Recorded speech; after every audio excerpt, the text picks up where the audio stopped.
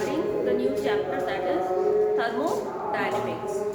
ठीक है, what is the meaning of thermo? Thermo means heat. इसको कि आप क्या हिंदी में क्या बोलते हैं, ऊष्मा. ठीक है, और डायनेमिक मीन्स मोशन.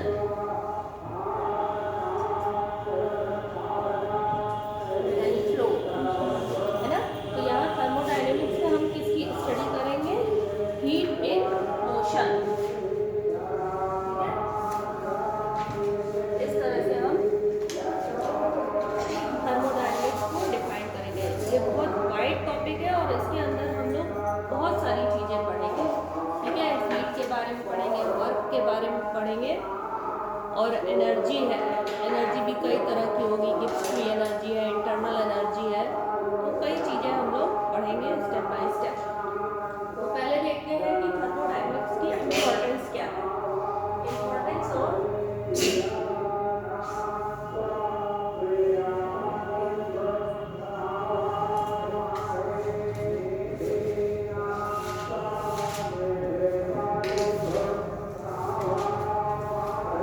कोई भी रिएक्शन हो रहा है, सिस्टम में हो रहा है, तो उसकी स्पॉन्टेनिटी को, ठीक है, कितना स्पॉन्टेनियस रिएक्शन हो रहा है, उसको ये शो करता है कि कोई भी हमारा जो प्रोसेस है वो होगा कि नहीं होगा. तो ये सारी चीज़ें कौन डिफाइन करता है, थर्मोडायनेमिक्स डिफाइन करता है. ये भी डिफाइन करता है कि हमारा कोई भी इक्विलिब्रियम है वो कितना अटेन होगा, कितना नहीं होगा, किस स्टेज पर आकर हमारा रिएक्शन होगा. तो इन सारी चीज़ों को थर्मोडायनेमिक्स डिफाइन करता है. ठीक है, तो thermodynamics is help to predict. ये क्या प्रिडिक्ट करता है, क्या पता लगाता है, प्रिडिक्ट स्पॉन्टेनिटी. स्पॉन्टेनियस मतलब कि जो रिएक्शन है या कोई भी प्रोसेस हो रहा है उसका फ्लो को शो करता है. स्पॉन्टेनियस यानी लगातार. ठीक है, स्पॉन्टेनियस से ही स्पॉन्टेनिटी बना हुआ है. ठीक है, स्पॉन्टेनियस यानी लगातार कोई हमारा प्रोसेस हो रहा है कि नहीं हो रहा है, इसको ये बताता है. तो thermodynamics predict spontaneity of any reaction, कि कोई भी हमारा रिएक्शन है, कोई भी प्रोसेस है, वो स्पॉन्टेनियस होगा कि नहीं होगा. ठीक है, इसके अलावा बोल रहे थे आज ज़्यादा तेज तेज बोल रहे हैं जानबूझकर. और फिर एक्सटेंट ऑफ रिएक्शन. कोई भी रिएक्शन होती है उसकी कोई सीमा होती है कि नहीं होती. तो extent of reaction before equilibrium is attend. ठीक है, इक्विलिब्रियम अटेन होने के पहले ही वो बताता है कि हमारा कोई भी रिएक्शन है वो किस सीमा तक होगा. ठीक है, और इसके अलावा इसका क्या इंपॉर्टेंस है, इट डिड्यूस, यानी ये भी पता लगाता है, डिड्यूस मीन्स पता लगाता है some important laws of chemistry.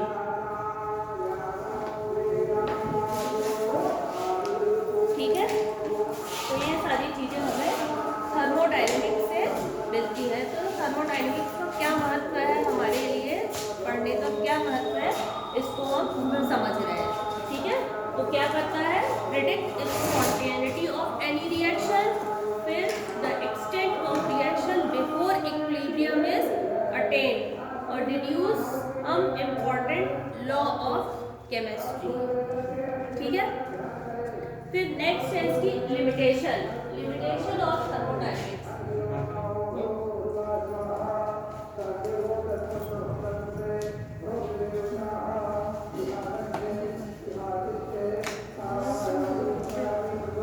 अब जरूरी नहीं है कि थर्मोडायनेमिक्स से हमें सारी चीज़ें, रिएक्शन कोई भी प्रोसेस हो रहा है उसके बारे में सारी चीज़ें पता हो जाए, ये कोई ज़रूरी नहीं है ना. तो इसकी भी कोई अपनी एक सीमा है, अपनी एक सीमा है. जैसे कि हमें कोई भी रिएक्शन है उसका रेट नहीं पता चलता है. Do not tell anything about the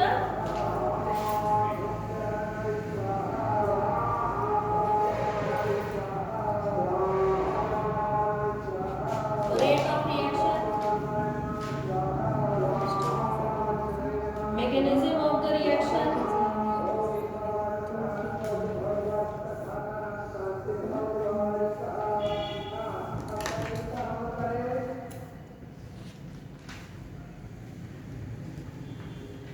mechanism of the reaction means कि कोई भी रिएक्शन किस पाथ से हो रहा है उसको भी ये नहीं बताता है, और प्रॉपर्टीज ऑफ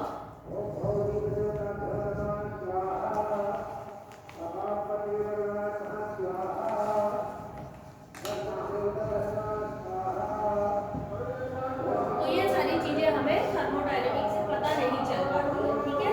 तो ये इसकी लिमिटेशन है कि हम इससे क्या नहीं पता कर सकते, do not tell about the rate of the reaction. कोई भी रिएक्शन है उसका आप रेट नहीं पता कर सकते कि किस रेट से, किस गति से कोई भी रिएक्शन हो रहा है। उसकी जो मैकेनिज्म है, यानी जो पाथ है, किस तरह से कोई रिएक्शन हो रहा है, उसके स्टेप्स को आप नहीं पता कर सकते। उसके अलावा कोई भी इंडिविजुअल आपका एटम या मॉलिक्यूल है, उसकी प्रॉपर्टीज भी आप नहीं पता कर सकते, ठीक है, कि किस तरह की एटम या मॉलिक्यूल का नेचर है, उसकी क्या प्रॉपर्टी है, उसका केमिकल प्रॉपर्टी जो भी है, उसके बारे में आप थर्मोडायनेमिक्स से नहीं पता कर सकते, ठीक है। तो ये थर्मोडायनेमिक्स की क्या है, लिमिटेशन है। अब देखिए some basic terms and concept.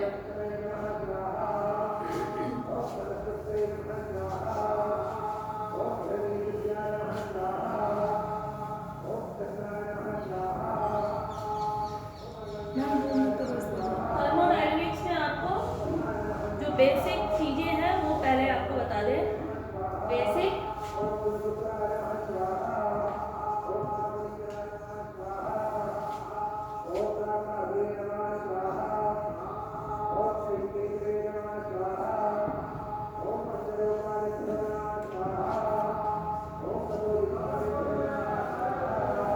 कि हम यहाँ पूरे थर्मोडायनेमिक्स में जिसके बारे में स्टडी करने वाले हैं, और जो भी प्रोसेस है सब एक तरह से, पूरी केमिस्ट्री आप समझिए इमेजिनरी रहती है। जितना भी आप थ्योरी पढ़ते हैं वो क्या है, सब इमेजिन कर करके पढ़ते हैं, एक्चुअल में तो देख नहीं पाते। अब जैसे बॉटनी पढ़ रहे हैं तो कुछ चीज़ें तो विजिबल होती है, भैया पत्ती दिख रही है, फूल दिख रही है, जूलॉजी में कुछ दिख रहा है, एनिमल है, एनिमल के अंदर ये होगा वो होगा, लेकिन केमिस्ट्री में क्या है, कुछ दिखाई नहीं देता। आप जब लैब में जाएंगे तब आपको कुछ एसिड है, कुछ सॉल्ट है, ये सारी चीज़ें दिखाई देगी, लेकिन एक्चुअल में हम लोगों को क्या पढ़ना पड़ता है कि सारी चीज़ें इमेजिन करके पढ़नी पड़ती है। तो ऐसे यहाँ पर भी है, थर्मोडायनेमिक्स में भी हम ऐसे ही कुछ इमेजिन करके पढ़ेंगे। थर्मोडायनेमिक्स में हम यूनिवर्स के बारे में पढ़ेंगे। जैसे कि मान लीजिए ये है कोई सिस्टम है, सिस्टम हिंदी में क्या बोलेंगे, निकाय, है ना। ये कोई सिस्टम है, सिस्टम के अंदर कोई गैस है, इस तरह से हम इमेजिन करके पढ़ेंगे, ठीक है। इसके ऊपर पिस्टन भी लगा देंगे। मेन है यहाँ पे जो कॉन्सेप्ट हो रहा है वो गैस के ही ऊपर है, कहीं कहीं लिक्विड के भी बारे में आ रहा है, तो गैस को ही मेन लेकर के चले हैं, गैस या लिक्विड। ये सिस्टम हो गया, और सिस्टम के बाहर वाला जितना भी एरिया है उसको क्या बोलते हैं आप, सराउंडिंग बोलते हैं।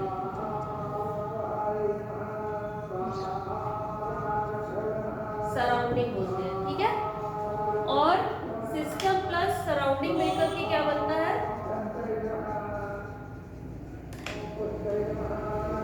दोनों मिलकर क्या बनाता है, यूनिवर्स। यूनिवर्स, ठीक है। अब जैसे कि इमेजिन कर लें कि एक कोई केटली है,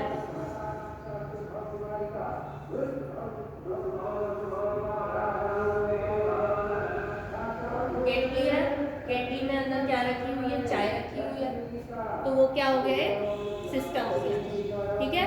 और सिस्टम के बाहर वाला जो एरिया हो गया वो क्या हो गया, आपकी सराउंडिंग हो गई, ठीक है। और दोनों को मिला करके आप क्या बोलेंगे, यूनिवर्स बोलेंगे। अब जो हो रहा है उस केटली के अंदर हो रहा है। अब क्या है, केटली के अंदर एक लिक्विड भी है, ठीक है, उसके अंदर हीट भी है। अब हीट है, जब चाय ठंडी होती है तो क्या होता है, हीट का फ्लो होता है कि नहीं, तो बाहर होगा, सराउंडिंग में होगा। तो इसी तरह से हम सारी स्टडी सिस्टम और सराउंडिंग के बीच में इमेजिन करके ही पढ़ेंगे।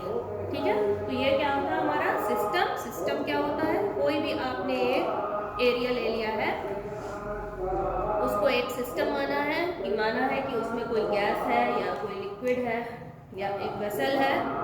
ठीक है, और उसके जो चारों ओर का एरिया है जहाँ पर एक्सचेंज और हीट हो रही है वो आपका सराउंडिंग हो गया, और इन दोनों को मिला करके हम क्या बोलते हैं, यूनिवर्स बोलते हैं।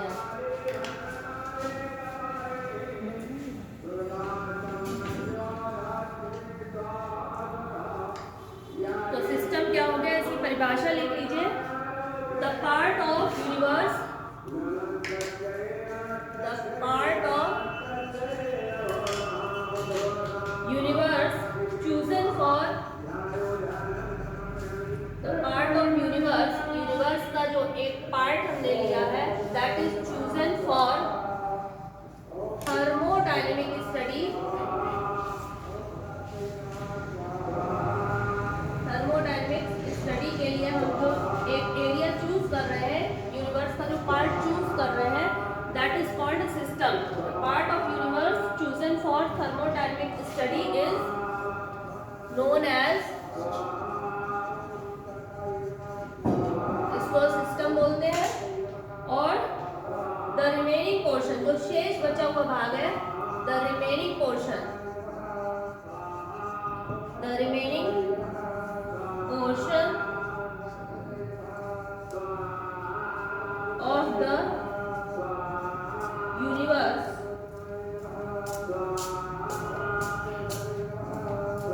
is known as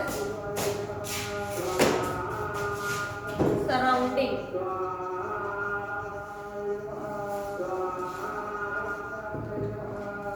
ठीक है, सिस्टम क्या हो गया और सराउंडिंग, और when we combining both of these that is called universe।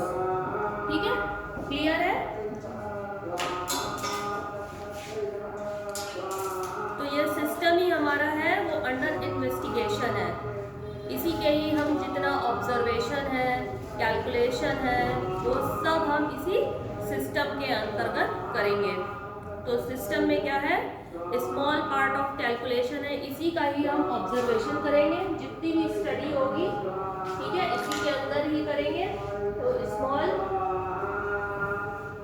System is a small part of calculation,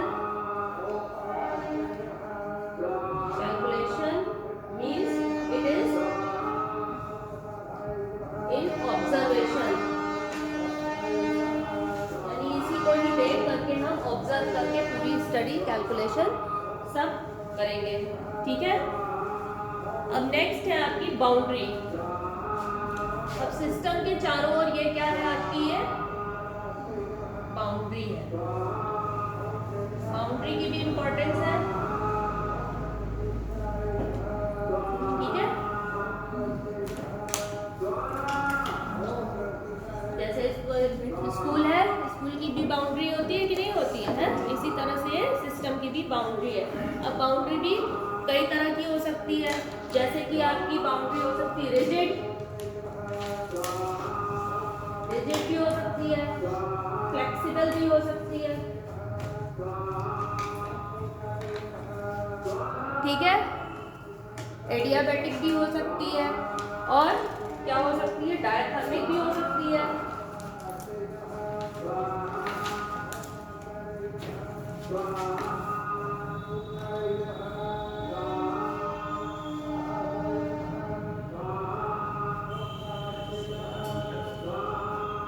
ठीक है, डायथर्मिक से क्या मतलब होता है कि ये हीट को कंडक्ट करेगी, जो बाउंड्री है कंडक्टिंग हीट।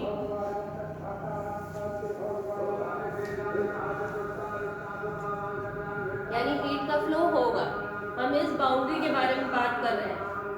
ठीक है, तो यह बाउंड्री आपकी रिजिड भी हो सकती है, फ्लेक्सिबल भी हो सकती है, इमेजिनरी भी हो सकती है।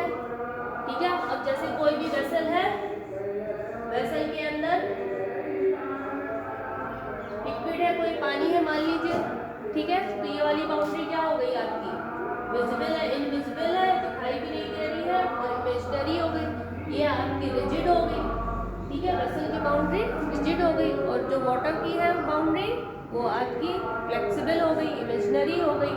ठीक है, तो ये जो बाउंड्री है ये डायथर्मिक भी हो सकती है, यानी कि ये हीट का फ्लो कर सकती है। जैसे ये केटल थी, केटल की ये बाउंड्री क्या है, डायथर्मिक है। ठीक है, ये हीट दे भी सकती है और हीट ले भी सकती है। ठीक है, और दूसरा क्या है, एडियाथर्मिक। एडियाथर्मिक है, it means there is no flow of heat. जो आपकी बाउंड्री है वो कैसी है, इंसुलेटिंग है। ठीक है, इंसुलेशन से क्या मतलब होता है कि यहाँ पर हीट का फ्लो नहीं होगा। तो adiathermic, there is insulating wall.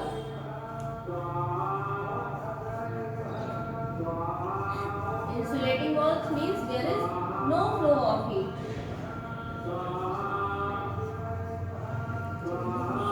There is no flow of heat. नीचे का नहीं दिख रहा।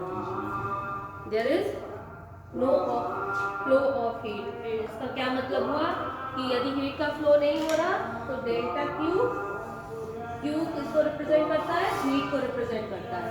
ठीक है, जब हीट एक्सचेंज नहीं होगी तो हमारा जो डेल्टा क्यू है, डेल्टा से क्या मतलब होता है, चेंज। ठीक है, डेल्टा जहाँ भी लगा रहे तो इसका क्या मतलब होता है, चेंज होना। और क्यू क्या है, आपकी हीट है। ठीक है, तो change of heat is equal to 0 हो जाएगी। किस केस में होगी, किसके केस में होगी, delta Q is equal to 0 adiathermic के केस में। ठीक है, जहाँ पर की वॉल क्या है, इंसुलेटेड है। जैसे कि आप देखते होंगे कि घर में होते हैं कुछ ऐसे थर्मोफ्लास्क होते हैं कि नहीं होते, इसमें आप चाय रख देते तो वो बराबर गर्म ही रहती है ना। तो क्या है वो, उसमें हीट का फ्लो नहीं हो रहा है, इसलिए वो चाय है बराबर गर्म रहती है। तो या हो भी रहा है तो बहुत स्लोली हो रहा है कि चाय है बहुत घंटों तक एज इट इज ही रहती है, बहुत टाइम के बाद वो ठंडी होती है। तो क्या थर्मोफ्लास्क बोलते हैं कि नहीं बोलते हो, है ना, थर्मोफ्लास्क बोलते हैं। क्यों, क्योंकि वहाँ पर हीट का फ्लो नहीं हो रहा है। वो थर्मोफ्लास्क क्या है, एडिया थर्मिक है। ठीक है, फिर देखिए अब सिस्टम किस तरह का हो सकता है, सिस्टम भी 3 तरह का होता है। ठीक है, there are 3 types of system.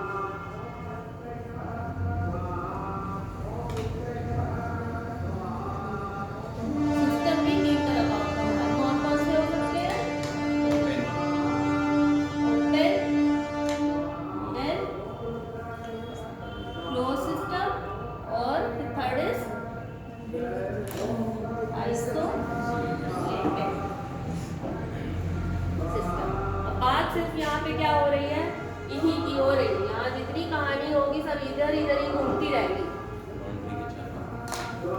है ना। अब ओपन सिस्टम क्या हो गया, यदि आप इसको खोल दीजिए तो ये क्या आपका सिस्टम हो गया, ये ओपन सिस्टम है। ओपन सिस्टम में क्या होगा, मास और एनर्जी दोनों एक्सचेंज होगी। ठीक है, ये ध्यान रखिए। ओपन सिस्टम में क्या होगा, देयर इज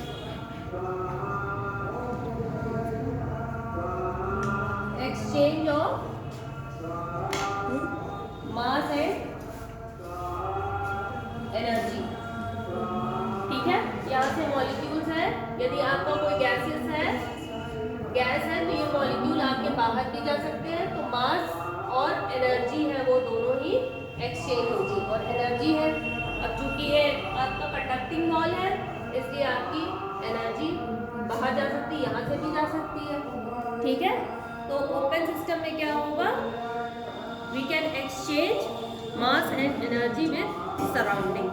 ठीक है, मास होता है, हाँ मास है। अब लिक्विड में भी आप लिक्विड को जैसे बॉईल कर दीजिए तो होने लगता है ना, मेन तो आपने हीट दी कि नहीं दी, है ना, हीट दी तभी तो आपका जो मास है वो चेंज होने लगेगा। ठीक है, फिर देन क्या है, क्लोज सिस्टम है। अब जब आपने इसको यहाँ से बंद कर दिया, जब बंद कर दिया तो क्या होगा, there is no exchange of mass, mass तो बाहर जा ही नहीं पाएगा, है ना। तो क्या होगा, सिर्फ एक्सचेंज ऑफ है एनर्जी, है ना, एनर्जी एक्सचेंज होगी। In close system there is exchange of only energy.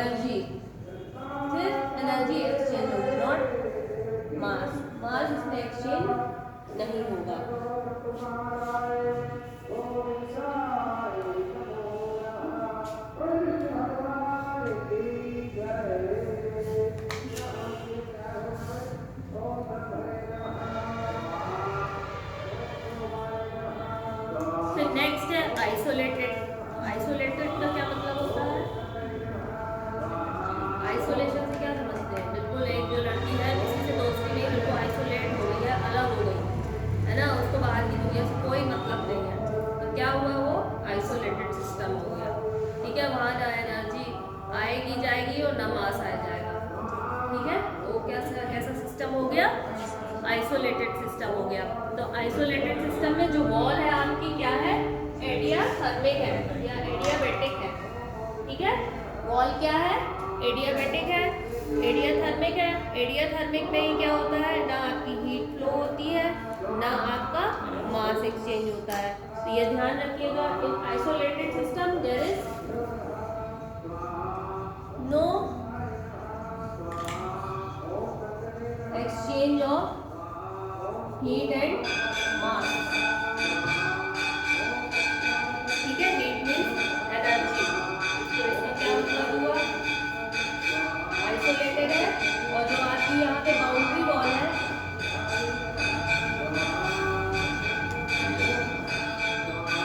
Insulating है। Boundary wall is insulated, insulated boundary wall.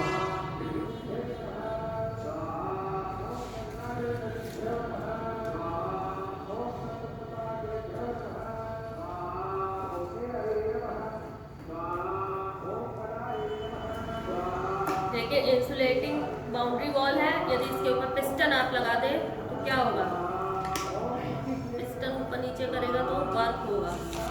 ठीक है, जो आइसोलेटेड सिस्टम है उसमें यदि आपका एक्सचेंज ऑफ मास और एनर्जी नहीं है, और आप एज्यूम करें कि वहाँ पर यदि आप पिस्टन लगा देते हैं, पिस्टन क्या होता है? जैसे वो पिचकारी नहीं होती है, तो पिचकारी का पिस्टन होता है कि आगे पीछे आप करते हैं, तो वो आगे पीछे हो रहा है, तो उसमें आपकी मास और एनर्जी तो चेंज नहीं हो रहा है, लेकिन क्या हो रहा है? वर्क हो रहा है ना। तो ऐसे जो सिस्टम होते हैं, आइसोलेटेड सिस्टम होते हैं, वहाँ पर वर्क हो सकता है।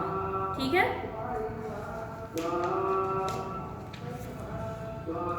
नेक्स्ट देखिए प्रॉपर्टीज, सिस्टम की प्रॉपर्टीज।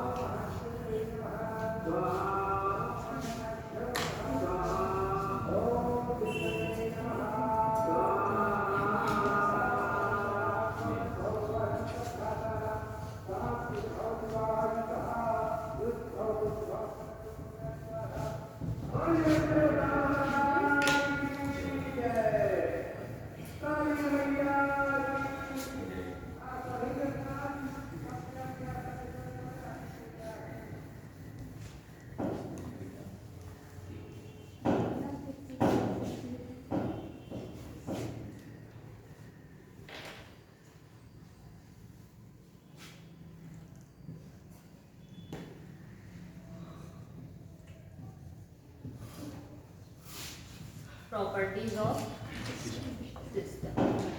ठीक है, जिसको आप मैक्रोस्कोपिक प्रॉपर्टीज भी बोल सकते हैं। बात यहाँ पर सिर्फ सिस्टम की होगी। प्रॉपर्टीज दो तरह की होती है, कौन कौन सी?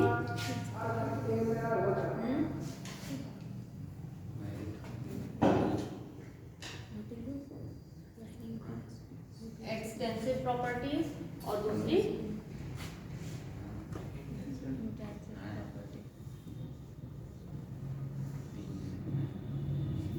प्रॉपर्टीज। ठीक है, दो तरह की प्रॉपर्टीज होती है, एक क्या है? एक्सटेंसिव है, और एक इंटेंसिव प्रॉपर्टीज होती है। तो जो एक्सटेंसिव प्रॉपर्टी होती है, दैट डिपेंड्स ऑन, इसको नोट कर लीजिए आप लोग, दैट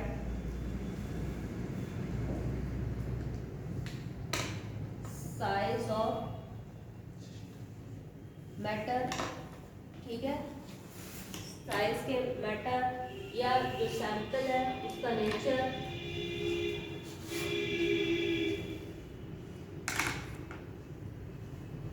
या उसका जो कंपोजिशन है उसके ऊपर डिपेंड करती है। ठीक है, या आप बोल सकते हैं size of size of system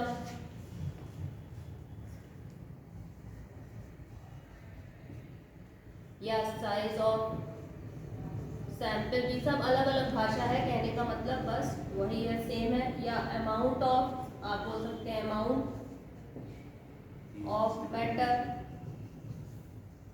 amount को आप क्वांटिटी भी बोल सकते हैं, क्वांटिटी।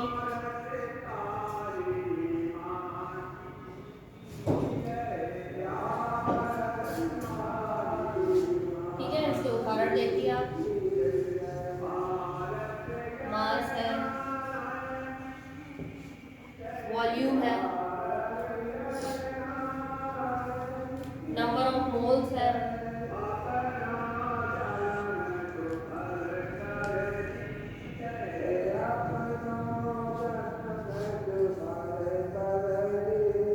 हीट कैपेसिटी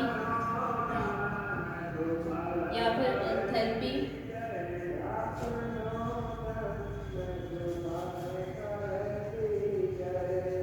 एंट्रोपी है, फ्री एनर्जी,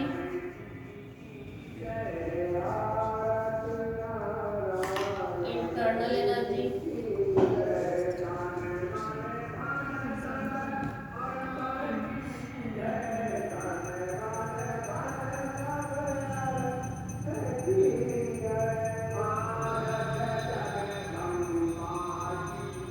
ठीक है।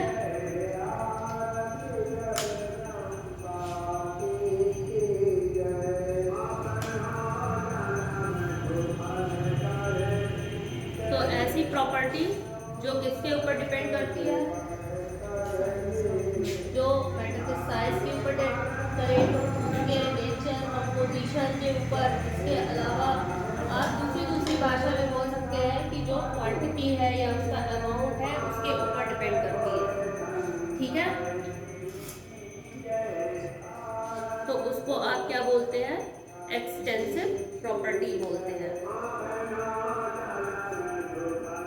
उदाहरण है, मास है, वॉल्यूम है, नंबर ऑफ मोल्स है, हीट कैपेसिटी है, एंथैल्पी, एंट्रोपी, ये सब टर्म्स भी पढ़ेंगे आगे, जैसे थर्मोडायनामिक पढ़ेगा चैप्टर।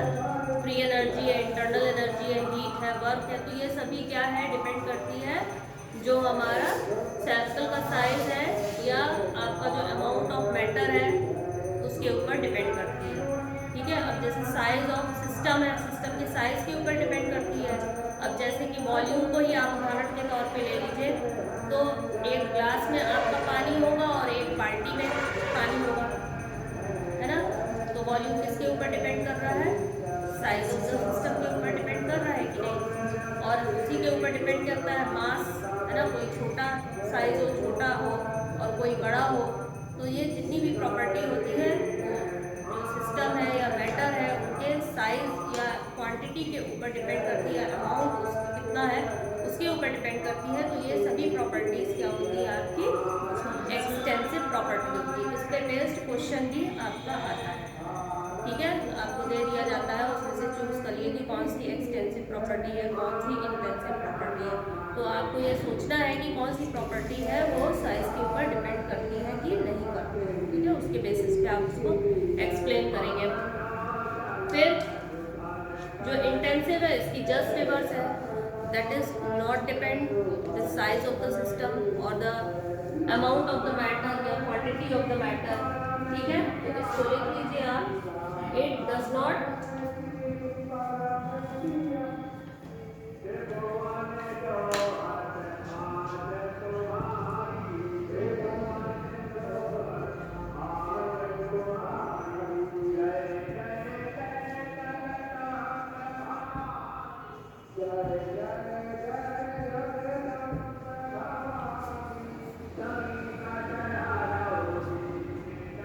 ठीक है। तो इट मीन्स, जैसे कि इसका उदाहरण देखें आप, फॉर एग्जाम्पल जैसे कि डेंसिटी है, रिफ्रैक्टिव इंडेक्स,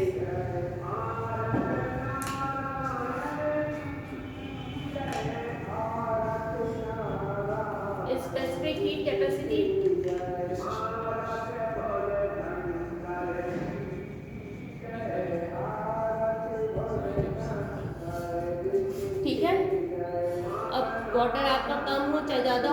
प्रॉपर्टी उसकी सेम रहेगी, है ना। तो ये इसकी साइज के ऊपर डिपेंड नहीं करता। अब रिफ्रैक्टिव इंडेक्स है, आप कोई भी लिक्विड लीजिए, तो कोई भी आप लिक्विड लीजिए, आप छोटा लिक्विड लीजिए या आप बड़ा लिक्विड लीजिए, है ना, तो जो रिफ्रैक्टिव इंडेक्स क्या होता है, फ्लो ऑफ लाइट होता है, वो सबका सेम रहेगा, है ना, चाहे आप कम अमाउंट में लीजिए चाहे ज़्यादा अमाउंट में लीजिए। तो ये जो प्रॉपर्टीज होती है, डेंसिटी है, रिफ्रैक्टिव इंडेक्स है, स्पेसिफिक हीट कैपेसिटी है, यहाँ पे हीट कैपेसिटी है और यहाँ पे स्पेसिफिक हीट कैपेसिटी है, ठीक है। तो ये सब किसके ऊपर नहीं डिपेंड करती है, which depends on the nature of the substance। यहाँ से ये थोड़ा सा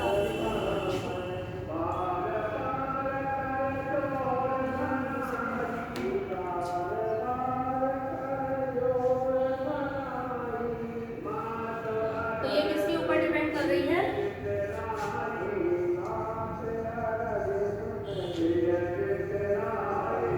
nature of the substance.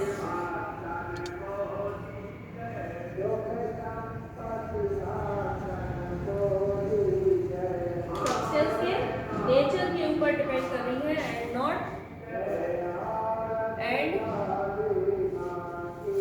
And not on the amount of the substance, ठीक है। तो ये किसके ऊपर डिपेंड कर रही है, जो सब्सटेंस है उसके नेचर के ऊपर डिपेंड कर रही है।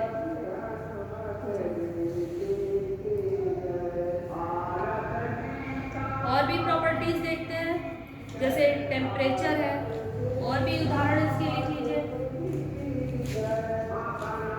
टेम्परेचर है ना, जैसे वाटर ही है, अब बॉईल करिए आप, चाहे थोड़ा पानी हो चाहे ज़्यादा पानी हो, तो क्या है उसका बॉइलिंग पॉइंट कितना होगा, है ना, सेम ही तो होगा। तो ऐसी प्रॉपर्टीज हैं वो इनके ऊपर डिपेंड नहीं करती। टेम्परेचर है, प्रेशर है, डेंसिटी हम बता ही चुके हैं, स्पेसिफिक हीट कैपेसिटी भी बता चुके हैं, रिफ्रैक्टिव इंडेक्स,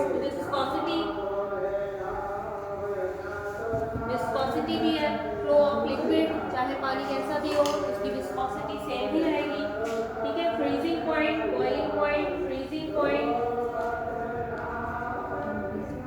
मेल्टिंग पॉइंट, ये सभी प्रॉपर्टीज सेम रहेगी। इसके अलावा पीएच,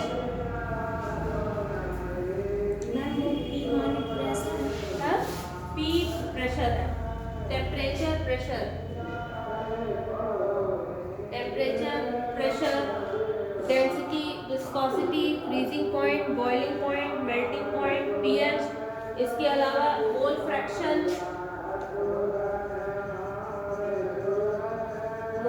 के अलावा जितने भी कंसंट्रेशन वाले टर्म्स हैं,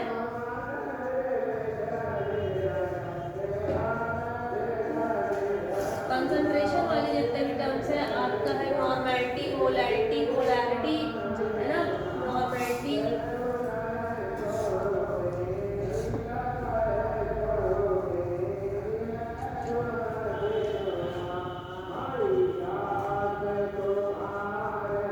ये जितने भी टर्म्स हैं वो किसके ऊपर डिपेंड कर रहे हैं, कंसंट्रेशन। अब आप कहेंगे कि कंसंट्रेशन टर्म्स है तो नॉर्मैलिटी वगैरह कैसे डिपेंड कर रही है। अब जैसे मान लीजिए कि हमने शरबत बनाया, एक भगोने में बनाया, है ना, तो क्या है उसका ज़्यादा अमाउंट है, लेकिन कंसंट्रेशन है वो वही, हम एक ग्लास आपको निकाल के दे देंगे, कंसंट्रेशन तो सेम रहेगी ना, चाहे वो साइज़ बड़ा हो चाहे छोटा हो। तो इसलिए ये आपकी क्या है, इंटेंसिव प्रॉपर्टी होगी। तो जितने भी कंसंट्रेशन वाले टर्म्स आते हैं, नॉर्मैलिटी, मोलैरिटी, मोलैरिटी, इसके अलावा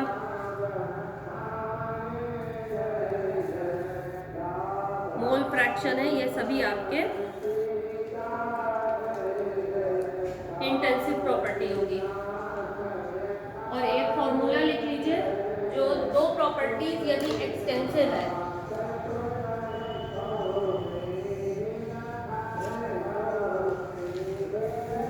इसको आप x लिखते हैं, इसको आप y से लिखते हैं, तो मिल करके क्या बन जाएगी आपकी इंटेंसिव प्रॉपर्टी बन जाएगी। ये फॉर्मूला लिख लीजिए, इंटेंसिव प्रॉपर्टी बन जाएगी। तो एक्सटेंसिव प्रॉपर्टी मिलकर के क्या बना लेगी, इंटेंसिव प्रॉपर्टी बना लेगी। अब जैसे मान लीजिए कोई आ गया, कोई प्रॉपर्टी आपको दे दी गई और आपको नहीं आता कि वो इंटेंसिव होगी तो एक्सटेंसिव होगी, है ना, तो उसको आप लिख करके देख लीजिए, ठीक है। फॉर्मूला को इजी करके आप देख लीजिए कि हमारा कौन सी प्रॉपर्टी है, एक्सटेंसिव है कि इंटेंसिव है, ठीक है। और उसको आप सॉल्व कर लीजिए। यदि दो एक्सटेंसिव प्रॉपर्टीज ऊपर नीचे आती है तो वो क्या होती है, अल्टीमेटली इंटेंसिव प्रॉपर्टी होती है, ठीक है।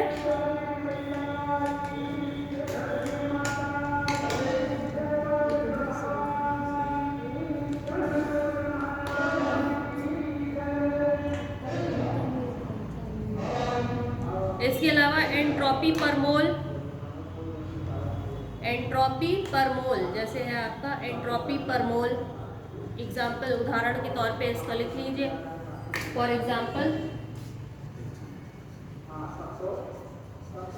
एंट्रोपी पर मोल, ये किस तरह की प्रॉपर्टी हो गई आपकी, इंटेंसिव प्रॉपर्टी हो गई, ठीक है।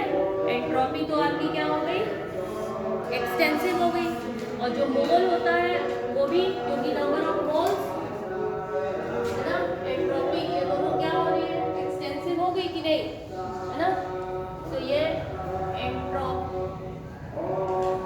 एंट्रोपी पर मोल ऐसे आप लिख लीजिए। तो हमने नंबर ऑफ मोल्स भी बताया, एंट्रोपी भी बताया, दोनों क्या होती है, एक्सटेंसिव होती है ना, दोनों प्रॉपर्टी क्या है, एक्सटेंसिव है। तो मिल करके जो फाइनली एंट्रोपी पर मोल क्या हो गई, एक इंटेंसिव प्रॉपर्टी हो गई, ठीक है।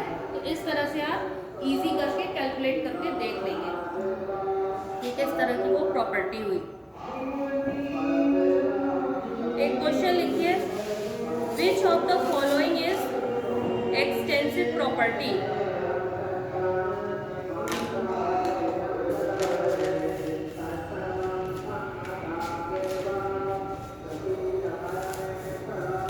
Which of the following is extensive property? कौन सी प्रॉपर्टी? इसमें ऑप्शन दिया है, ए दिया है स्पेसिफिक हीट कैपेसिटी, बी दिया है इलेक्ट्रोमोटिव फोर्स,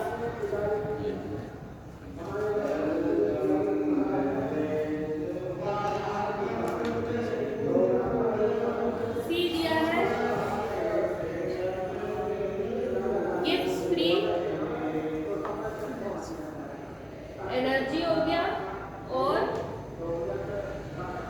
ये क्या हो गया, डाई इलेक्ट्रिक कांस्टेंट।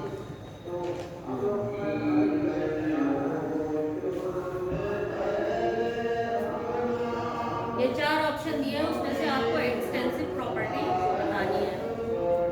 तो इसमें आंसर क्या होगा आपका, सी, है ना, गिव्स फ्री एनर्जी। मैंने बताया ना कि जो आपकी जितनी भी एनर्जीज है वो सब आपकी क्या होगी, एक्सटेंसिव प्रॉपर्टीज होगी। हीट कैपेसिटी क्या होती है, Q upon M delta T होते हैं, दोनों आपके क्या हो गए, एक्सटेंसिव एक्सटेंसिव हुआ, मिलकर के क्या हो गया, इंटेंसिव हो गया, ठीक है। नेक्स्ट देखिए, अब आता है स्टेट पैरामीटर्स, स्टेट वेरिएबल्स और स्टेट फंक्शन।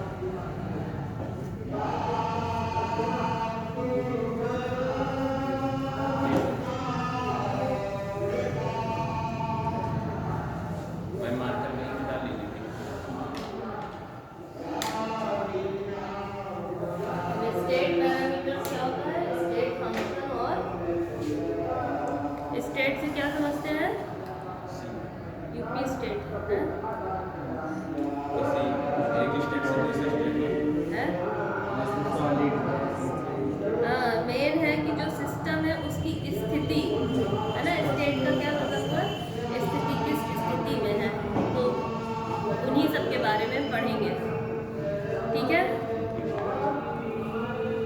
ये जो स्टेट फंक्शन है that actually define the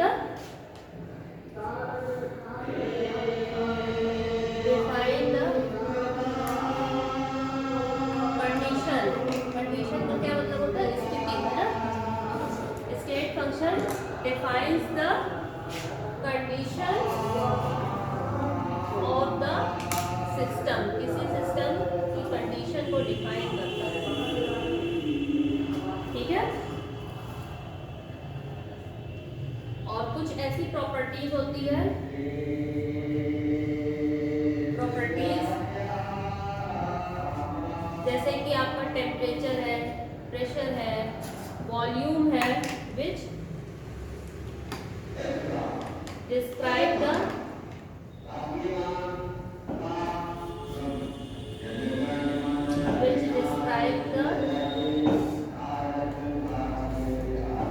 state of system, ठीक है। इसी को आप क्या बोलते हैं, स्टेट वेरिएबल, स्टेट फंक्शन या स्टेट पैरामीटर्स बोलते हैं।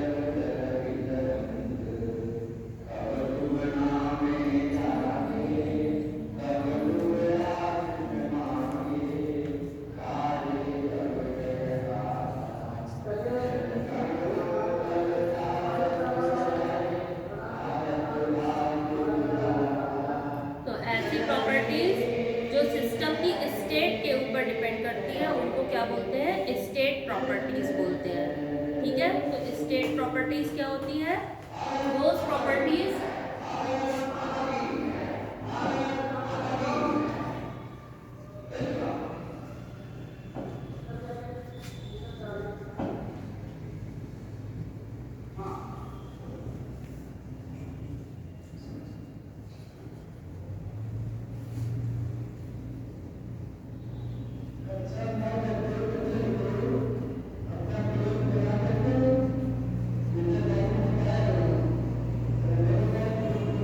जैसे कि है आपका टेम्परेचर, प्रेशर और वॉल्यूम है,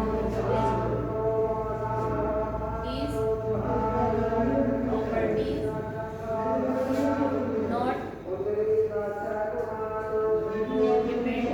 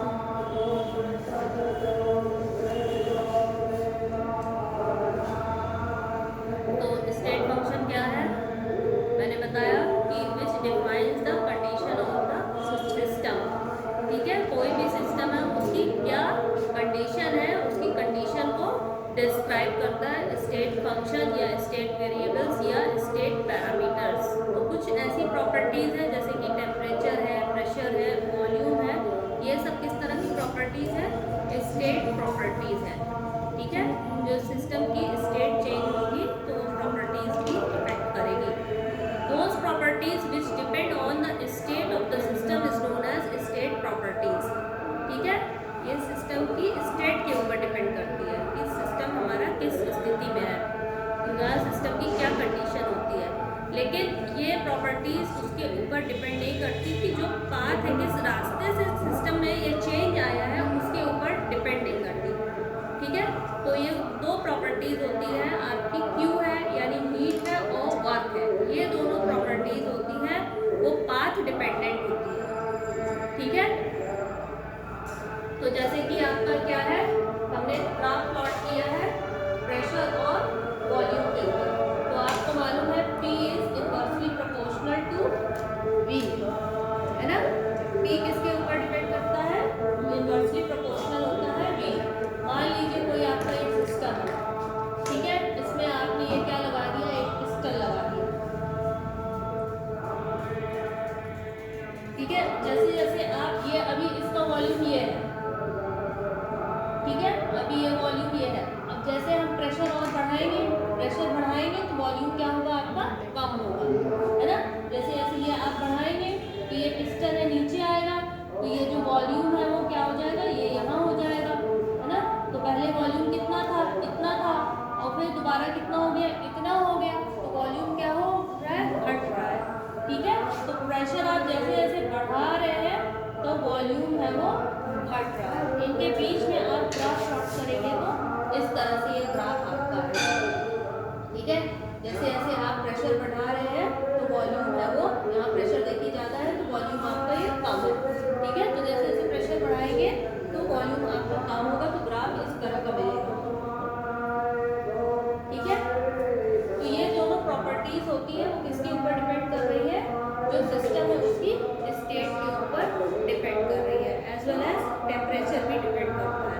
लेकिन जो Q है और W है, ठीक है, वो आप डिपेंड करता है कि आपका ये जो है, ठीक है, ये इनिशियल स्टेट है, ये आपकी फाइनल स्टेट है, ये इनिशियल स्टेट है, फाइनल स्टेट है, बस इसके ऊपर डिपेंड करता है। ठीक है, ये P और E सिर्फ इनको मतलब क्या है कि हमारी पहली स्थिति क्या थी, इनिशियल प्रारंभिक स्थिति, और ये फाइनल स्टेट क्या है, इसके ऊपर डिपेंड करता है। लेकिन जो Q और W है ये किसके ऊपर भी डिपेंड करते हैं, ये हमारी जो इनिशियल और फाइनल स्टेट आई वो इस पाथ से आई कि इस पाथ से आई। ठीक है, तो इसके ऊपर डिपेंड करता है। तो इस पर भी कभी कभी क्वेश्चन आता है कि कौन सी आपकी जो प्रॉपर्टीज है वो स्टेट डिपेंडेंट है और कौन सी है वो पाथ डिपेंडेंट है। ठीक है, तो नोट कर लिया आप लोगों ने। The properties which depends only on the state of the system does not depend upon the path by which this state has been attained is called state function. ठीक है, it means it depends on only initial and the final state but does not depend upon the path. और जितनी भी note कर लीजिए properties होती है, number of moles है, N, प्रेशर, वॉल्यूम,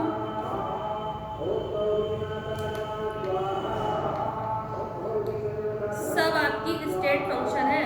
नोट करिए, जितनी है आपकी प्रॉपर्टीज है, N है, P, V, T तो मैंने बताई दिया, इसके अलावा आपकी इंटरनल एनर्जी है, एंट्रोपी है, एंथैल्पी है, ठीक है, गिब्स फ्री एनर्जी है, ये सभी आपकी स्टेट फंक्शन है।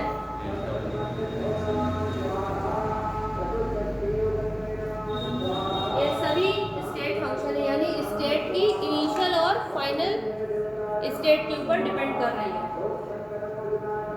ठीक है,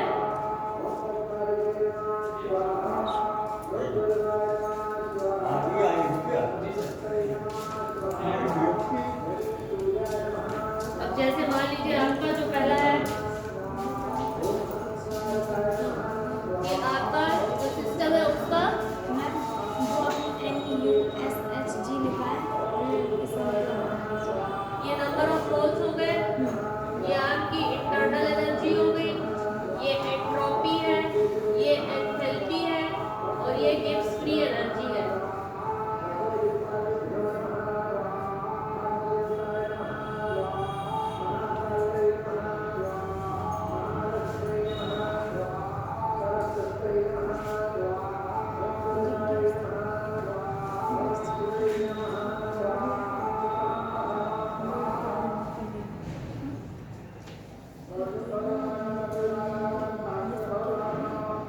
ये सभी आपके स्टेट फंक्शन हो गए।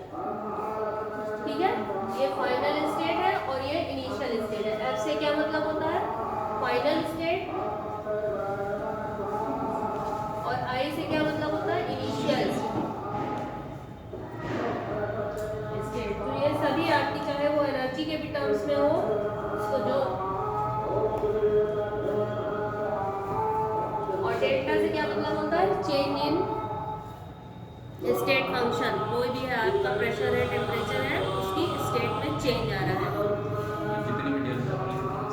हाँ, ये सब है, चेंज हो रहा है ना, जो पहली स्थिति थी और उसके बाद जो फाइनल स्थिति हुई है ना, तो उन दोनों का जो डिफरेंस है वो निकाला है।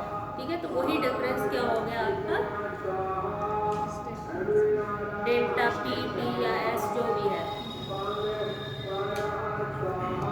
बस हीट और वर्क का ध्यान रखिएगा, heat and work both are path function. इसका नोट डाउन कर लीजिए अच्छे से, heat and work both are, ये दोनों क्या है आपके? Heat and work. Q heat है और W क्या है? वर्क। ये दोनों किस तरह के फंक्शन है? Path function. ये ध्यान रखिएगा, इस पर भी क्वेश्चन आ सकता है। और बाकी सब क्या है आपके? स्टेट फंक्शन है।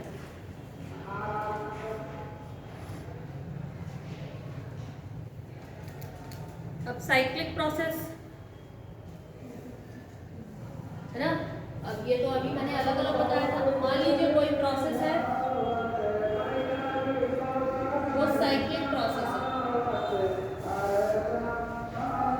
ये यहाँ से स्टार्ट हुआ, ठीक है, इनिशियल स्टेट ये है, और घूम फिर के क्या आ गया आपका? फाइनल पोजीशन भी यही आ गई। ठीक है, इनिशियल स्टेट और फाइनल स्टेट आपकी सेम हो गई। जब सेम हो जाएगी तो ये सारी चीजें क्या हो जाएगी आपकी?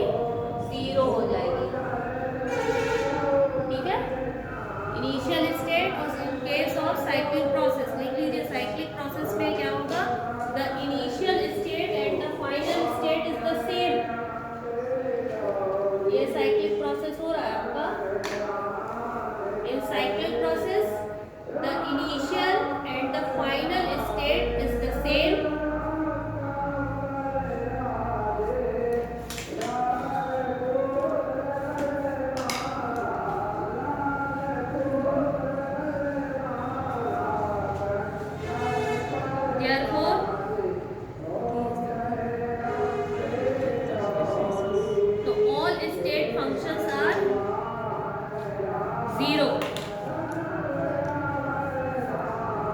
जितने भी मैंने स्टेट फंक्शन लिखे वो सब आपके जीरो हो जाएंगे, क्योंकि that are not depend on path, क्योंकि ये पाथ के ऊपर डिपेंड नहीं कर रहे हैं, इसलिए सिर्फ इनिशियल और फाइनल स्टेट के ऊपर डिपेंड कर रहे हैं, इसलिए जितने भी हैं सब आपके जीरो हो जाएंगे।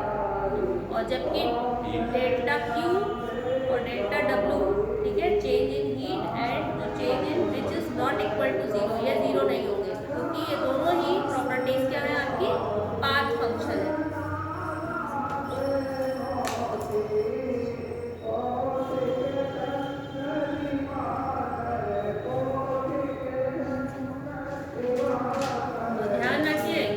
डेल्टा क्यू और डेल्टा डब्ल्यू, डेल्टा क्यू और डेल्टा डब्ल्यू ये दोनों क्या है?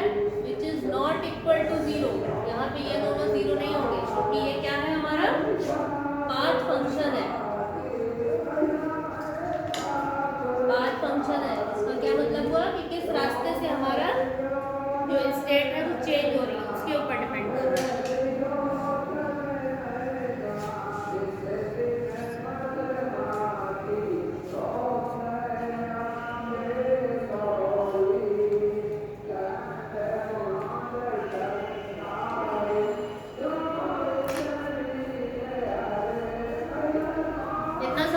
क्लियर है? अब next thermodynamic equilibrium.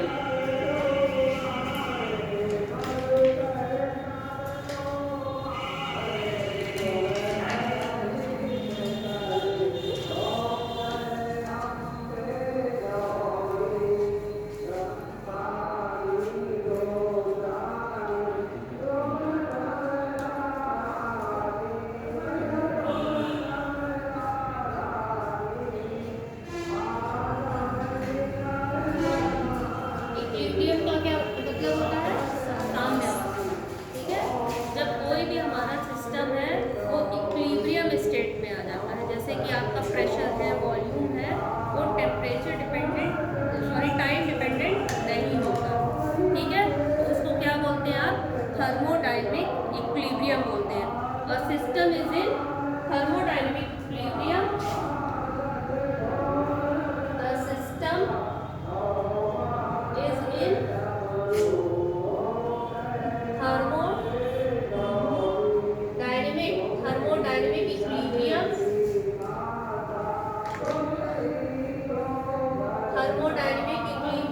the system is in thermodynamic equilibrium if its properties like temperature and pressure etc. do not change with time.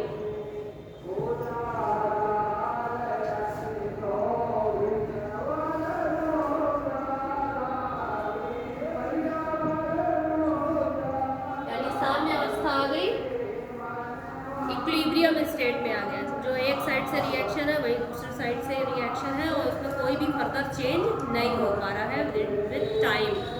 ठीक है, तो इस तरह की, तो इसे आप क्या बोलते हैं? थर्मोडायनेमिक इक्विलिब्रियम बोलते हैं।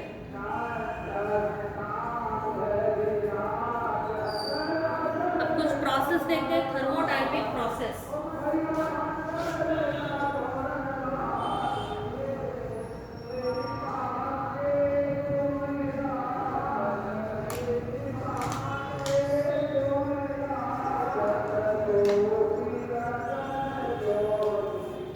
Thermodynamic process occur when system change from initial to final state.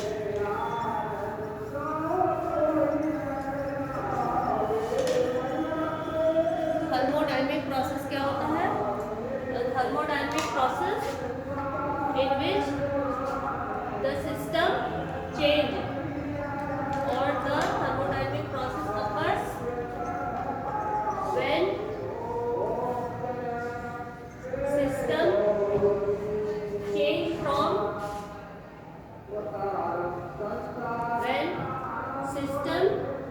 change from initial state to final state.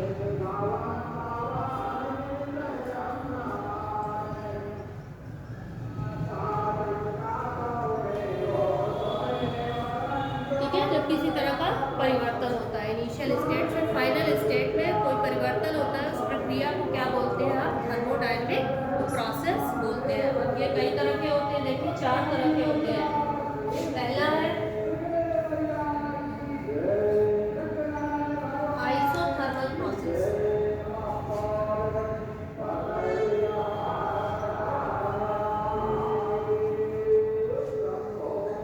Iso means same, thermal means temperature.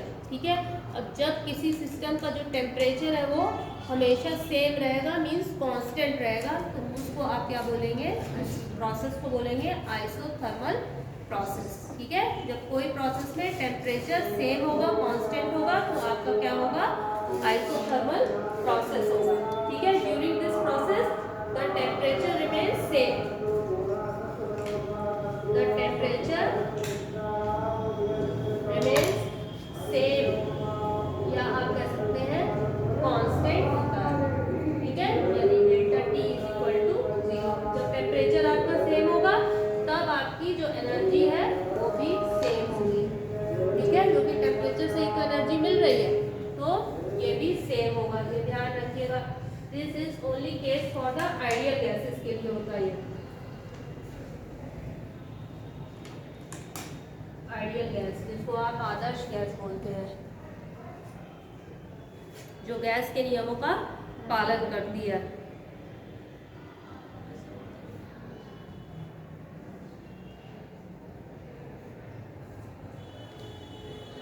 फिर नेक्स्ट है आपका एडियाबैटिक प्रोसेस।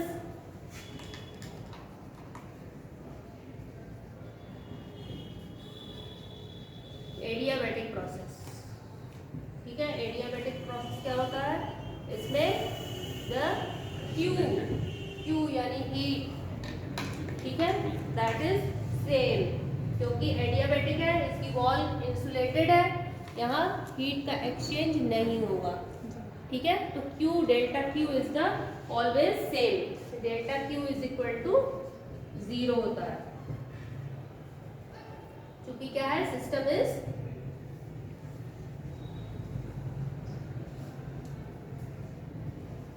सिस्टम हमारा क्या है, इंसुलेटेड है, ठीक है, इसीलिए यहाँ पे Q 0 है, हीट का एक्सचेंज नहीं होगा। फिर देन आइसोपोरिक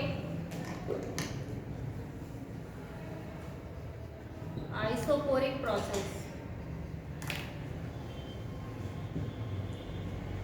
यहाँ पे क्या कांस्टेंट होगा, ठीक है, delta V remains constant during this process, ठीक है। जो इनिशियल स्टेट से फाइनल स्टेट में अब जा रहे हैं तो वॉल्यूम है हमेशा वो कांस्टेंट रखा गया है, जितना पहले था उतना ही बाद में है, तो वॉल्यूम आपका कांस्टेंट है। यदि इस तरह का प्रोसेस है तो आपका क्या कहलाएगा, आइसोपोरिक या आइसोचोरिक भी कहीं कहीं बोलते हैं, प्रोसेस कहलाएगा, ठीक है। उसके बाद लास्ट है इसमें आइसोबारिक,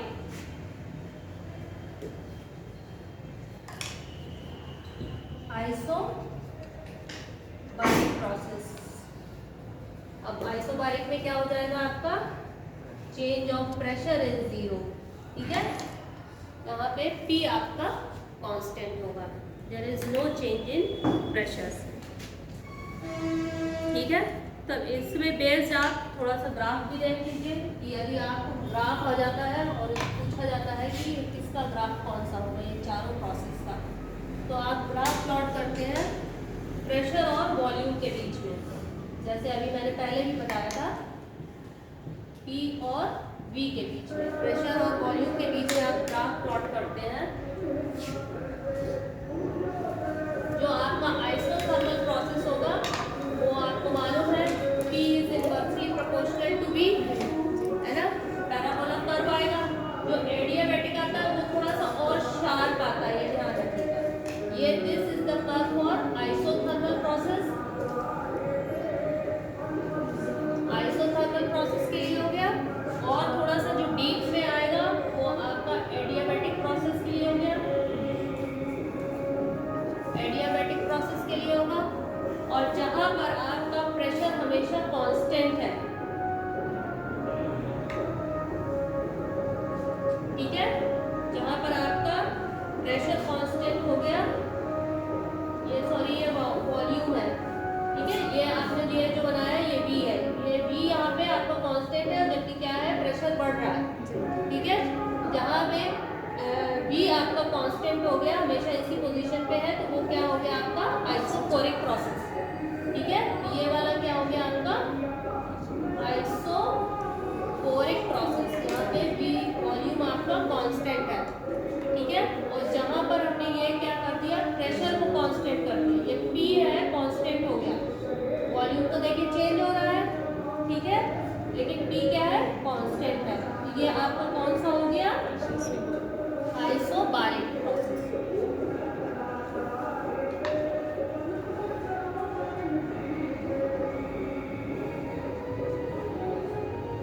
ठीक है, तो ग्राफ के थ्रू भी आप इसको समझा सकते हैं, कभी कभी इस पे बेस्ड भी क्वेश्चन आता है, ठीक है।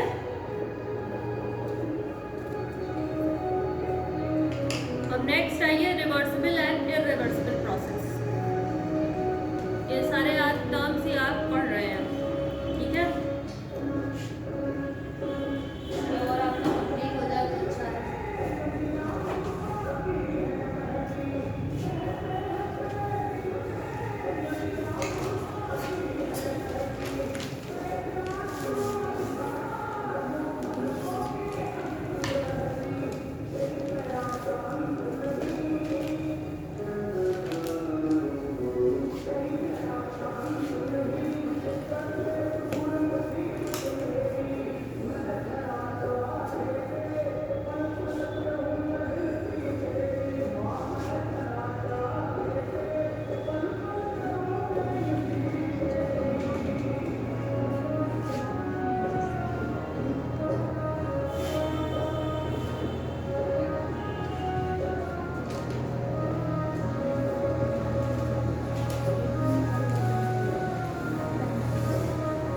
रिवर्सिबल एंड क्या तुम लोग क्या प्रॉब्लम है, जब से तुम लोग क्या कुछ हाथ में है क्या, मैम उसमें धागा निकला था वो काट दिया।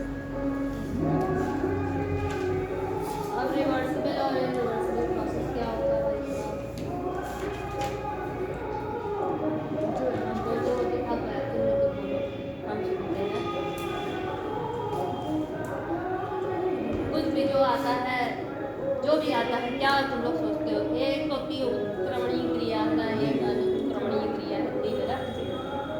रिवर्सिबल मतलब जो एक ही तरफ होती है, हाँ, इधर जो क्रिया होती है एक ही साइड होती है, वो क्या हुई? रिवर्सिबल।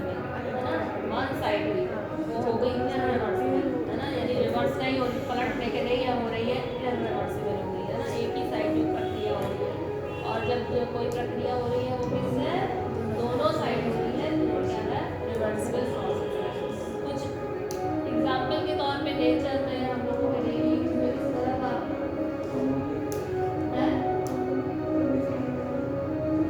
जनरल हर वर्ग में भी कुछ इस तरह के कोई ऐसे होते हैं ना।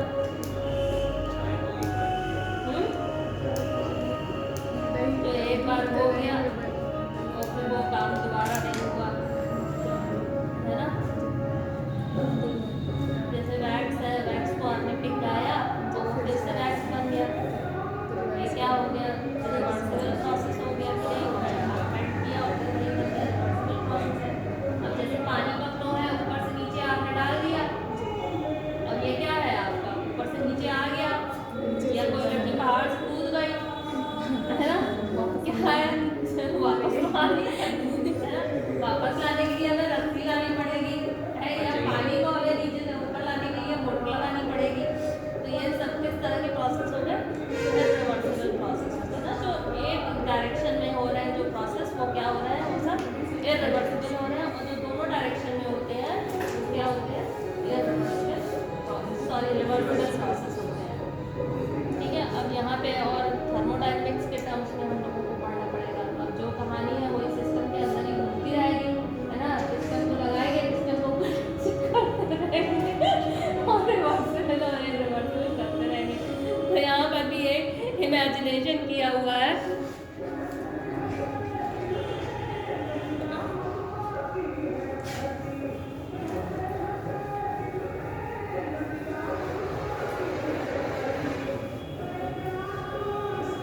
इन दोनों में आपको डिफरेंस भी देखना है कि रिवर्सिबल प्रोसेस क्या होता है, इरिवर्सिबल प्रोसेस क्या होता है। तो यहाँ पर भी आप इमेजिन करके चलिए, आपका ये सिस्टम है, ठीक है, एक हम ये रिवर्सिबल प्रोसेस के लिए सिस्टम बना रहे हैं और ये हम इरिवर्सिबल के लिए कर रहे हैं, ठीक है। ये आपका सिस्टम है, सिस्टम में ये आपने लगाया हुआ है पिस्टन। अब ये पिस्टन का ध्यान रखिएगा, ये पिस्टन जो होते हैं ना वो फ्रिक्शनलेस और वेटलेस होते हैं, ठीक है, बिल्कुल फ्री होते हैं चलने में। अब इसमें क्या किया है, जो रिवर्सिबल प्रोसेस है उसमें जो वेट रखा है इन्होंने बहुत छोटा छोटा रखा है, ठीक है। तो इसमें जो चेंज होगा वो बहुत छोटा छोटा होगा और रिवर्सिबल होगा, ठीक है। और जो इरिवर्सिबल है उसमें काफी आपने बड़ा बड़ा वेट रखा होगा, तो इसमें जो चेंज आएगा वो काफी एकाएक आएगा, ठीक है। तो जो हम पढ़ेंगे वो इसी के ही टर्म्स में पढ़ेंगे, इसी को आप इमेजिन करके ही पढ़ेंगे, ठीक है। तो लिखते हैं रिवर्सिबल और इरिवर्सिबल प्रोसेस है, उसमें क्या डिफरेंस है।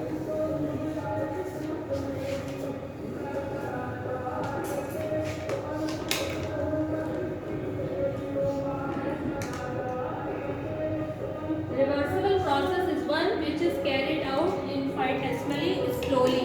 तो पहला तो ये क्या हो गया पॉइंट, ये बहुत धीमे होता है, so that all changes of the direct process can be exactly reversed, ठीक है, and the state of system remains in equilibrium with the surrounding at every stage. If the above condition is not satisfied, यदि ये सारी चीजें नहीं होती तो आपका क्या है, प्रोसेस है वो इरिवर्सिबल है। तो मोटी मोटी जो डेफिनेशन है ये बता दी इन्होंने कि किस तरह का रिवर्सिबल प्रोसेस होता है। किस तरह का रिवर्सिबल प्रोसेस होता है, एक तो ये स्लो होता है, हर जगह लिखा रहेगा इनफाइनेटेसिमली स्मॉल, इसका मतलब होता है अति सूक्ष्म, ठीक है,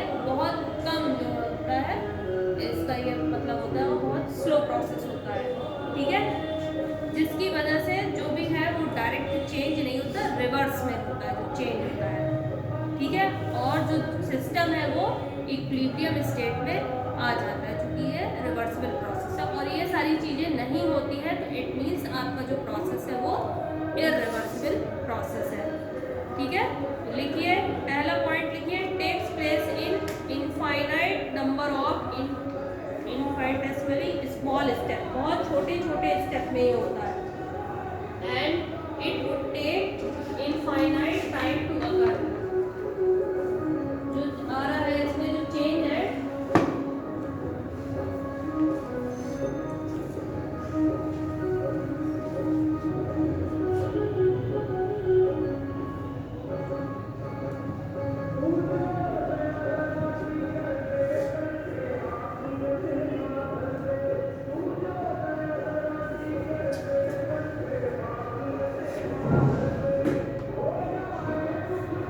स्मॉल स्टेप्स में होता है। ठीक है, इनफाइनेटली स्मॉल स्टेप में होता है। ठीक है, छोटे छोटे स्टेप में हमने इसीलिए यहाँ पे जो वेट रखे हैं वो छोटे छोटे रखे हुए हैं। ठीक है, ताकि समझ में आए कि ये जो स्टेप है वो छोटे छोटे स्टेप में होता है। ठीक है, तो takes place in infinite number of, infinite का मतलब होता है अनंत, ढेर सारे। ठीक है, तो infinite number of infinitely small step, कई सारे जो चेंज हो रहे हैं, छोटे छोटे चेंज हो रहे हैं, और कितने स्टेप में हो रहे हैं, ढेर सारे स्टेप में, और छोटे छोटे स्टेप में चेंज हो रहा है। ठीक है, and it would take infinite time to occur, and it would take infinite time to occur. ठीक है, अब इसमें जो टाइम भी लग रहा है वो भी है इनफाइनाइट टाइम है, तो इनफाइनाइट नंबर ऑफ स्टेप्स है और इनफाइनाइट टाइम में ये प्रोसेस हो रहा है। तो इस तरह का जो प्रोसेस है वो आपका रिवर्सिबल प्रोसेस है, और it takes place in a single step. ये क्या हो रहा है, सिंगल स्टेप में हो रहा है, सिंगल स्टेप में हो रहा है। आप कह सकते हैं कि ये तुरंत हो रहा है, एडवांस, फौरन हो रहा है ना। लड़की ऊपर तुरंत नीचे गिर गई है ना, पहाड़ से कूद गई, और ये एडवांस आपका प्रोसेस हो रहा है इनफाइनाइट टाइम्स। इसमें है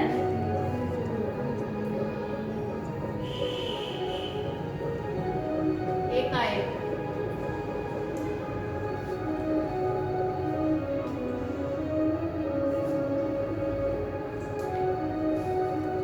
ये जो प्रोसेस है आपका इमेजिनरी प्रोसेस है,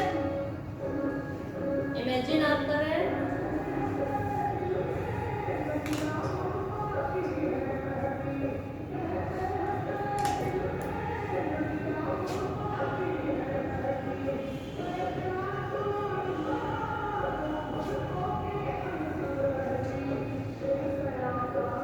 फ्रिक्शनलेस एंड वेटलेस ऑप्शन। ठीक है, यहाँ जो प्रोसेस है वो इमेजिनरी प्रोसेस है, किसकी प्रेजेंस में हो रहा है, imaginary process in presence of frictionless and weightless option. ठीक है, यहाँ पे पिस्टन को मान के चलिए कि आपका फ्रिक्शन, फ्रिक्शन से क्या मतलब होता है, रगड़, बिल्कुल भी रगड़ नहीं खा रहा है और बिल्कुल उसका कोई वेट नहीं है। यदि कोई चेंज हुआ तो पिस्टन अपने आप ही वो मूव करेगा। ठीक है, तो ये जो आपका प्रोसेस है वो इमेजिनरी है, और ये जो प्रोसेस है वो रियल है।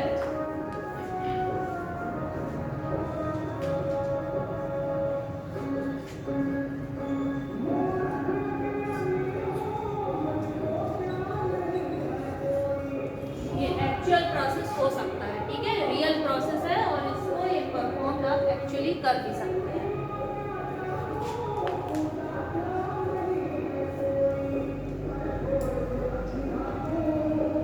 यहाँ पे है इक्विलिब्रियम स्टेट आती है। ठीक है, जो रिवर्सिबल प्रोसेस है उसमें क्या आएगा, it is in stage of equilibrium at all states.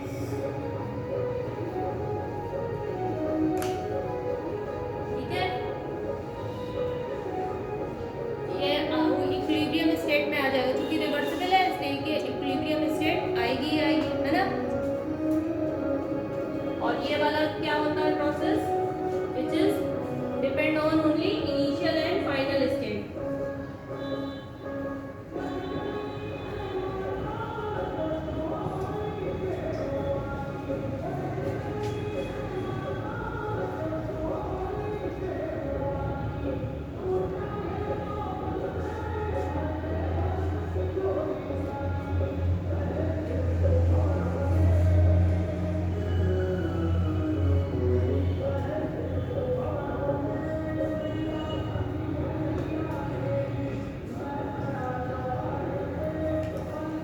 Slow process है, ये स्लो प्रोसेस है, स्लो होता है। और ये आपका क्या है, speedy process. Work done by reversible process, यहाँ पे जो वर्क होगा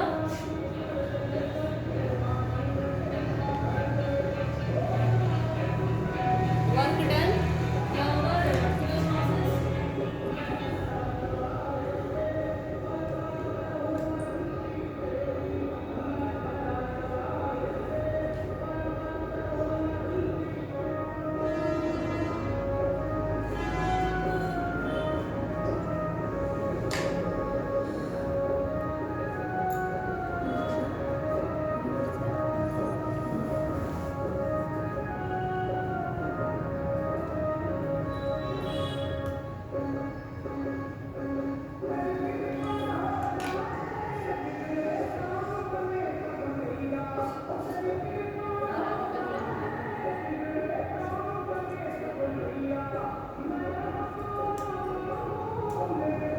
यहाँ पर जो वर्क डन है that is slightly greater than, ठीक है, work done by the reversible process is greater than irreversible process की अपेक्षा में जो वर्क हो रहा है वो ज़्यादा बड़ा है यहाँ पे। तो वर्क डन इज ग्रेटर, यहाँ पे वर्क ज़्यादा हो रहा है, और यहाँ पर क्या है, वर्क डन इज स्मॉलर।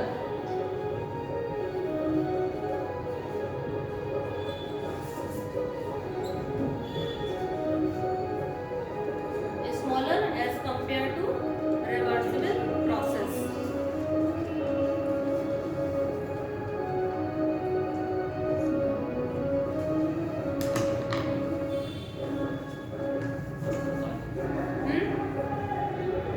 बस इसको खत्म करते हैं, इसके बाद आपका प्रेशर और वॉल्यूम वर्क है, ठीक है। अब यहाँ पे जो चेंज आ रहा है, आपने देखा कि ये पहले जो प्रेशर था, छोटे छोटे आपने वेट रखे हैं, तो यदि आप ये एक भी वेट आप हटाते हैं तो क्या होगा कि जो प्रेशर है वो बढ़ेगा, ठीक है।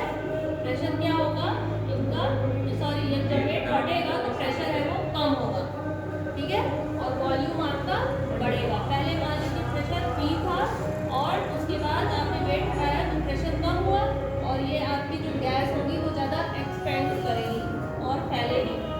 तो जब आपने चेंज किया तो जो प्रेशर आया वो आपका डेल्टा P या dP हो गया, ठीक है। तो D से क्या मतलब होता है, चेंज, ठीक है। जो बड़ा चेंज है आपका, ये D है बहुत इनफाइनेटली स्मॉल है, तो उसके लिए आप D यूज़ करते हैं, ठीक है। तो यहाँ पे क्या है कि आपका तो first small weight is removed, the P is reduced and the volume is increase. Pressure आपने कम किया तो वॉल्यूम है क्या है कि वो बढ़ जाएगा, एंड एग्जिस्ट इन इक्विलिब्रियम। और क्या होगा कि जब ये एक स्टेज पे आकर के रुक जाएगा, स्टेज पे आके रुक गया तो क्या आ गया, एक इक्विलिब्रियम स्टेट आ गई। तो ये मेनली आप गैस के केस में देखेंगे तो ये ज़्यादा आपके लिए ये प्रोसेस विजिबल होगा, ठीक है। और यहाँ पे जो ड्राइविंग फोर्स है, ड्राइविंग फोर्स है that is greater than opposing force के है, ठीक है। यानी जो आपका P है that is greater than the difference of the P, ठीक है। तो ये क्या है, ड्राइविंग फोर्स। ये यहाँ से जो प्रेशर आ रहा है वो आपका क्या है, ड्राइविंग है, ड्राइविंग फोर्स, ठीक है। और ये जो यहाँ से जो प्रेशर लगा है वो क्या है, अपोजिंग फोर्स है। तो driving force is greater than the opposing force in case of reversible process.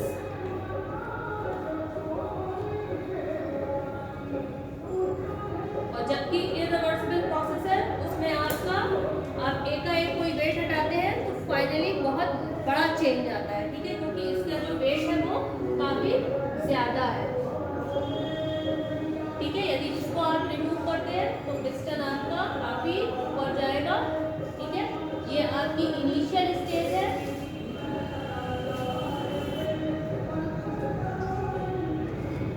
और ये आपकी फाइनल स्टेज है।